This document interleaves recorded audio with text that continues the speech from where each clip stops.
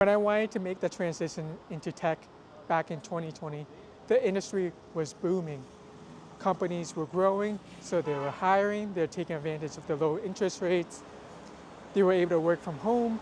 There's this new demand because everyone was inside, people making jumps in their careers. And I saw a lot of day in the life videos where they would glamorize tech, glamorize their work-life balance, how much they got paid, making jumps in their careers, being overemployed, and I was drawn into it.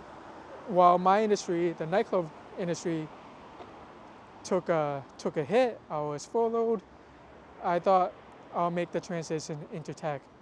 And in this video, I'm going to talk to you about the hidden cost of getting into tech, because there was a lot of things I wish I would have known. My name's David, and I'm a freelance web developer, currently filming you this video today from Seoul, South Korea, as I'm traveling throughout Asia. Was working at this coffee shop that had like a nice view of the city, and taking a break from it to take a walk and make you this video, because things has changed significantly now back from 2020 when I first got into tech. It's kind of like the opposite. People are getting laid off, companies are shrinking, interest rates are high. So you can see how things can flip so fast during just a span of a few years. And I thought about how I wanted the perks of it, but there's a lot of cost to it. One of the costs was that my social life took a hit. When I was learning how to code, I took a coding bootcamp, and that was so fast, so intensive that I needed to give it everything I had. I couldn't really do anything else besides code. And with my old industry, I had to go out all the time. I had to be involved, I have to be networking. And so people would invite me to things. And when I was making this transition, I had to say no, no, no. And I had to say no so much that people ended up stop inviting me to things because of how often I said no.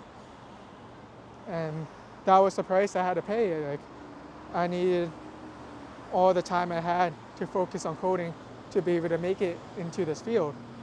The second thing that was a cost was the lifestyle of it.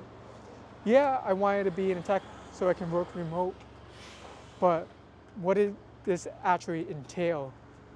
It means that I had to be behind my computer all day, and it's tough because back at my promoter job, I was out, I was talking to people, I was walking around, and this was kind of like the complete opposite when I was just had to sit around all day. So I had to like buy a lot of stuff to get comfortable, like a seat cushion when I'm traveling, cushion for my wrist for my laptop, and a stand to elevate my laptop. I had to buy all these accessories to be able to work comfortably for long periods of time. And that's the thing about coding. You just have to be behind your computer because it's so brain intensive. And speaking of that, it leads to my third point, that it requires a lot of your mental bandwidth. And not just when you're working, but when you're not working as well. Because when you code, you're problem solving. And when you have a problem that you're working with, you're struggling with, your brain is like going overdrive to figure out how to solve it. And when your work ends, you're kind of still thinking about it because you want to solve this problem, and you just think of how many different angles you can take to tackle this problem. So when you're sleeping on your rest, taking a rest, you're kind of still thinking. So the job never really stops. So you're constantly working.